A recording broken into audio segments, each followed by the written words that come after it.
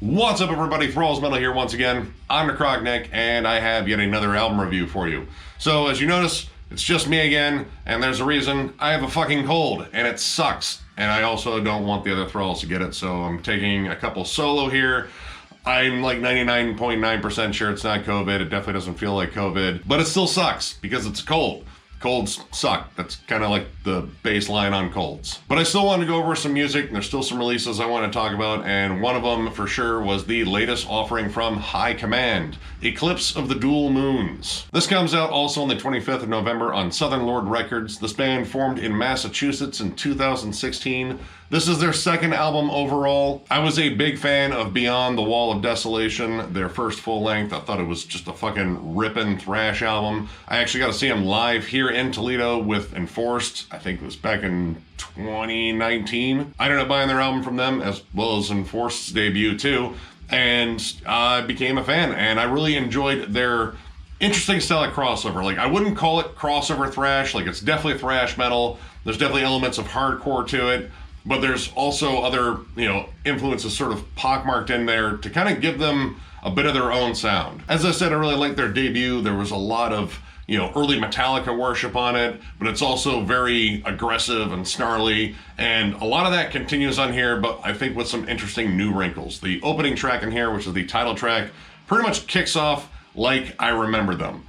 Fierce D beats, machine gun riffs, a very heavy, snarling tone. It's actually very reminiscent of Kill 'Em All, just in terms of the overall sort of sizzle to it. Like, it's definitely beefed up substantially from that original tone, but that was recorded way fucking back then. But either way, it has that sort of vibe, and then you have these kind of shrieked, almost kind of blackened vocals. Like, it's very similar to bands like Warbringer, Skeleton Witch, but also in a way kind of similar to Power Trip too, in terms of the like raw primal riffing. Lots of shreddy leads all over the place. The song is very D-beat driven. There's an absolutely killer breakdown in the middle of it. This is a great way to start off the album. Now, this song and the song Siege Warfare are kind of what I expected from them. Fast, D-beat driven, machine gun riffs kind of all the time. Very in-your-face attitude.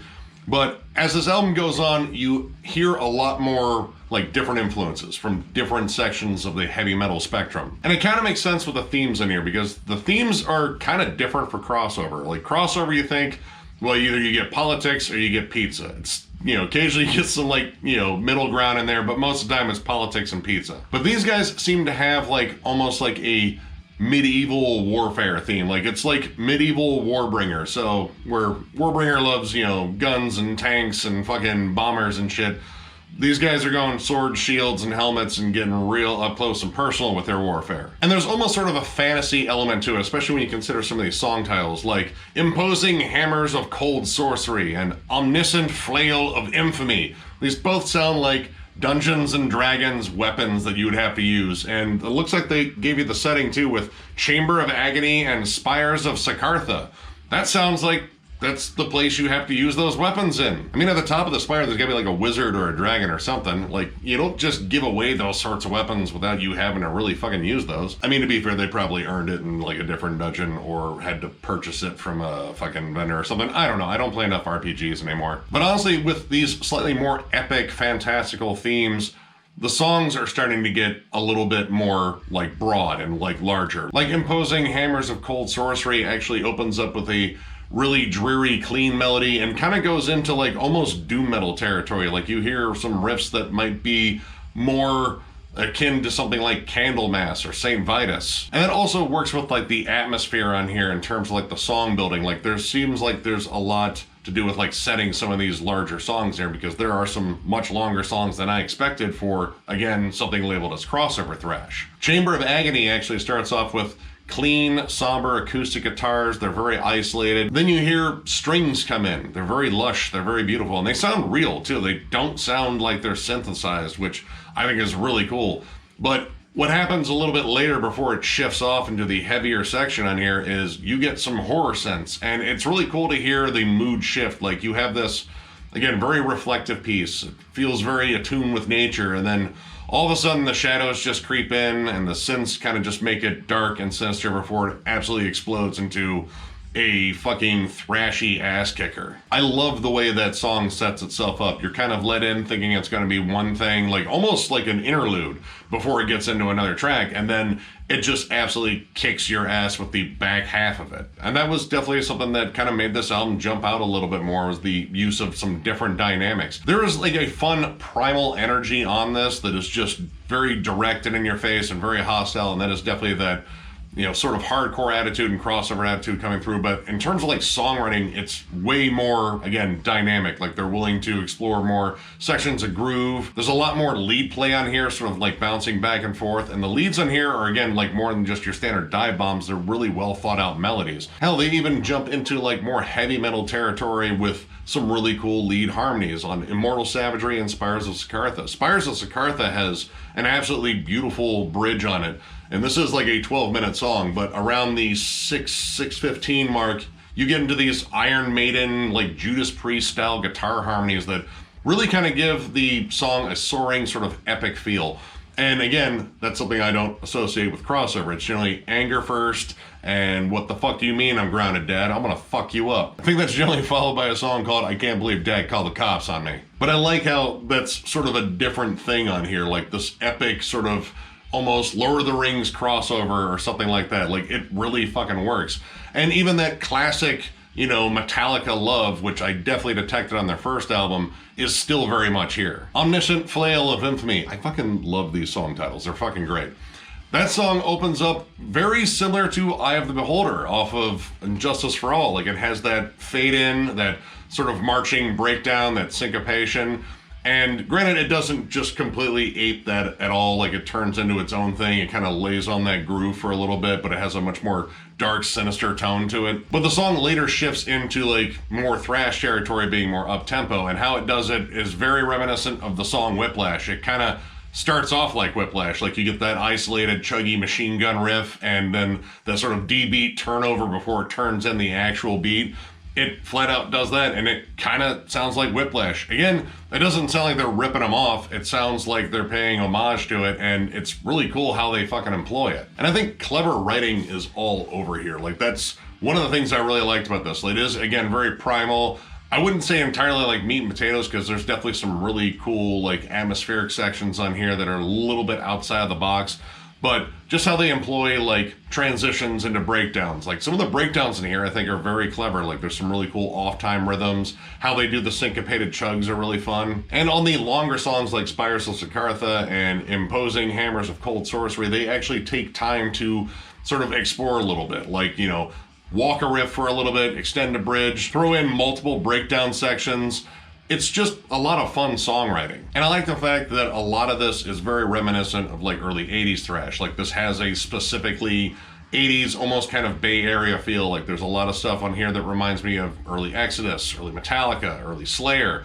I still love that shit, and I kind of like this whole little, like, nostalgic little nod to it. Now, I will say, with all the other elements that came together on this album, I think they sacrificed a bit of the hardcore in here, because you get hardcore essentially in the attitude and sort of like the delivery, but at the same time, like, you don't get like flat out hardcore breakdowns. Like, most of the breakdowns in here just scream thrash metal. Like, this is what you would expect from like a heavy breakdown in like a Sepultura song and fucking Beneath the Remains or something like that. They're heavy as hell, but they don't necessarily sound very hardcore-ish. And I do miss that a bit, but honestly what they replaced it with I think was really good. And expanding out the atmosphere a little bit I think is cool. There are moments of like synths in the background just to add like a little splash of atmosphere every now and then. But there is one song where I think they kind of go overboard with it. The song Fortified and Bloodshed starts off with a Hammond organ melody. It's really cool. It's very creepy. And as the song builds up and it gets down to that main rhythm, the Hammond organs just kind of end up turning this really heavy, nasty riff and fucking great groove into something kind of corny. Like, it kind of sounds like a heavy metal cover of like the Munsters or something like that. Like, that particular melody, the fact that they kind of just go deet, deet, deet on this Hammond organ, it takes away the sinister sort of doomy vibe of it, and it kind of makes it a little too campy. Now, the song does get better and the Hammond organ does drop out after a little while, but that kind of rough start, it kind of made that song a little bit difficult to get into. And while I thoroughly enjoyed the last track, Spires of Sikartha, I think that's absolutely fucking beautiful piece, How it ended was kind of something that caught me off guard. It kind of drops out after this giant fucking riff fest, like at, I think about 8.5 minutes. Like, it has just been blazing that entire time. Great harmonies, great leads, great fucking just riffs everywhere. It's a badass song.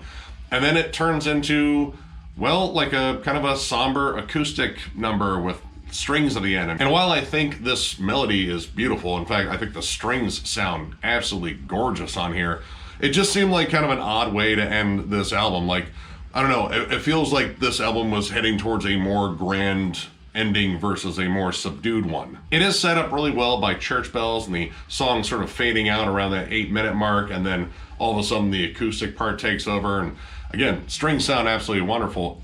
But I don't know, it just felt odd. And I guess I might as well speak about the production, because man, I didn't talk about the production at all in this. The production here is great. It's very organic sounding, very guitar driven. The vocals are fucking great, and there is bass work that you can actually pick out. Like, there's some really cool melodies that are fucking in there that you can hear, and I like that. I like being able to hear the bass in a mix. So I think this is just really well mixed and put together, and overall, this was a really fucking good album. I dug this. I mean, I kind of knew I would. I really liked their first one, and yeah, it's kind of cool to hear these guys grow as musicians and songwriters, because there's a lot more going on in this one, I think, than the first one.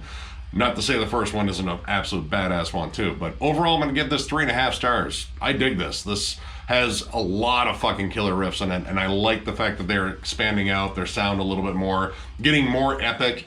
Doesn't always work. Sometimes there's some stuff that, you know, it's just a bit much for what they're doing, but the overall sound of this and the overall flow of this album is just flat out fun. If you love thrash metal, and again, like kind of 80s thrash metal, but with a slightly different filter, like a medieval filter, or even classic heavy metal and some doom metal mix in there, like it really kind of has a lot of different things that they're bringing to the table here. And again, the fact that they call this crossover, or at least it's labeled as crossover, I don't know, it's just sort of odd, but I don't know, if this is crossover, this is one of the most forward-thinking crossover bands in terms of music and in terms of like doing their own thing. Like, who the fuck writes a fucking 12-minute long fucking crossover song?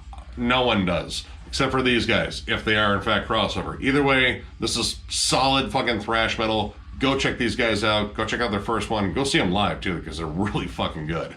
So, if you enjoyed this review, give it a thumbs up, and if you are new to the channel, subscribe, because we do stuff like this all the time. Also, we are on Patreon. If you'd like to help us out there, there's a link down below to thrallsmetal.com. Our Patreon link is there, as well as our store.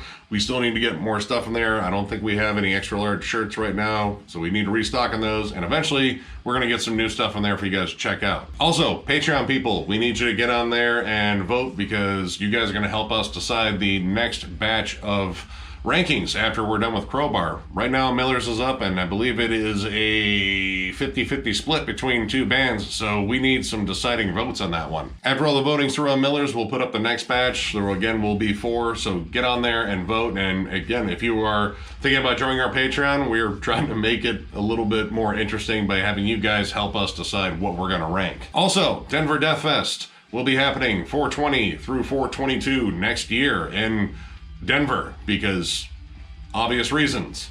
We currently have a Black Friday sale going on. I believe you get 33% off of the 3-day pass, so I think it's like $40, so you can save a bunch of money. I know we haven't announced any bands yet, but that is going to be coming, I believe, around the new year, and we will let you know all the bands that are going to be on there. I mean, potentially, like, there could be like bands added on later. I don't know. I'm not the one that's in charge of this. I'm leaving this mostly to Miller and John to actually do the legwork here. I'm pretty much just doing the day-to-day stuff here. But anyway, link to that down below as well. And of course, thank you all so much for liking, subscribing, following, all that shit. It means the fucking world to us. It's just awesome to see this channel grow. I mean, again, at 13,000 subscribers, that is an insane fucking number for what we do, because I don't know if I had subscribed to it. I mean, I'd probably subscribe to it. But you guys seem to love it, and that encourages us to keep making more content, because we love doing this, and you guys are a huge fucking reason. So thank you all once again, and we will catch you later.